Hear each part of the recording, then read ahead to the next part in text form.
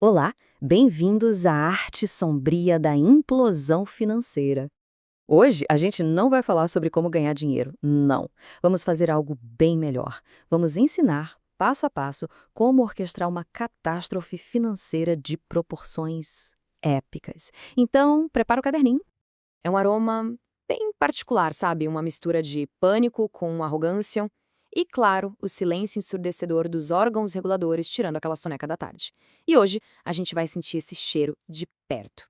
Bom, vamos mergulhar nisso aqui. Temos as nossas duas cenas do crime. De um lado, a ambifarsa, com uma fraude que é quase artesanal, cheia de detalhes. Do outro, o Banco Monster, um clássico do gênero, sabe? O tipo de golpe que o seu avô aplicaria se ele fosse um sociopata com acesso ao sistema financeiro. Antes da gente analisar as ferramentas usadas no crime, vamos primeiro admirar a obra de arte pronta, a ruína fumegante. Porque vamos combinar, para entender o crime, primeiro a gente precisa respeitar o tamanho do estrago. A ambifarsa era uma verdadeira artista. Eles não faziam só fraude. Eles praticavam a mágica contábil. Recompravam as próprias ações ilegalmente só para fazer o preço parecer bonito, escondiam dívidas como quem esconde um parente inconveniente no porão e vendiam títulos verdes, os famosos green bonds, com garantias mais frágeis que promessa de político. Era uma performance. E o resultado dessa performance toda? Um rombo potencial de 10 bilhões de reais. Com todos esses zeros aí. É o tipo de número que faz um auditor fiscal começar a chorar no banho sem motivo aparente. E o gran finale? Recuperação judicial em 2 países, credores à beira de um ataque de nervos, e a prova definitiva de que as agências reguladoras, às vezes, têm a capacidade de fiscalização de um cacto. Palmas para eles. E agora, vamos para o nosso outro artista.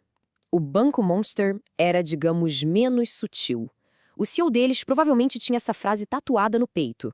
A confiança era o principal produto. A realidade, um mero detalhe, algo a ser ignorado. O método deles era um clássico. Eles emitiam papéis que valiam tanto quanto uma nota de R$ 3, prometiam retornos que desafiavam as leis da matemática e usavam uma tal de contabilidade espelho. Na prática, era criar registros falsos que espelhavam transações que nunca aconteceram só para parecer que tinha dinheiro onde, na verdade, só existia um buraco negro. E o fim da história, claro, é bem previsível. O Banco Central chegou, desligou as luzes da festa e logo depois a Polícia Federal apareceu para prender quem não tinha saído correndo a tempo. Fim do espetáculo. Ok, agora que a gente já admirou a destruição, vamos abrir a caixa de ferramentas dos criminosos. Chegou a hora de analisar as armas do crime. Aqueles produtos financeiros tóxicos vendidos como se fossem a última bolacha do pacote. Vamos começar pelo famoso COI. Ele era vendido como uma mistura perfeita de segurança e rentabilidade. Só que na prática, era uma máquina super complexa projetada para, na melhor das hipóteses, devolver o seu próprio dinheiro depois de um tempo, já todo corroído pela inflação. Basicamente, um empate com gosto de derrota. Agora, o que é realmente genial aqui é a lábia da nossa corretora fictícia, a XEG Investimentos TM. Eles vendiam os CDBs do Banco Monster como se fosse renda fixa segura, quando na verdade era um esquema de pirâmide. Os títulos verdes da ambifarsa eram dívida podre com um laço de fita ESG, e as cláusulas de segurança, os covenants, eram na verdade gatilhos de autodestruição. Deu para entender? Ótimo! Essa pergunta não é só uma provocação, é o ponto central de toda a fraude. A distância gigantesca entre a complexidade do que foi vendido e o que, de fato, foi compreendido por quem comprou. E essa é a grande piada de mau gosto. Eram produtos desenhados por PhDs em matemática financeira, sendo vendidos para pessoas que, com todo respeito, às vezes precisam de manual para ligar a cafeteira. A definição de adequado aqui foi, digamos assim, bem elástica, né? A verdade é que o investidor médio pensava que grego era só o dono da padaria, que volatilidade era um problema de humor e que Covenants era uma banda de rock dos anos 80. E foi para esse público que os brinquedos do diabo foram vendidos. E quando a gente acha que a história não pode ficar mais cínica, chegamos ao clímax. Sabe por quê? Porque essa festa toda não foi paga só por investidores desavisados. Ela foi patrocinada e com louvor pelo nosso dinheiro, o dinheiro público.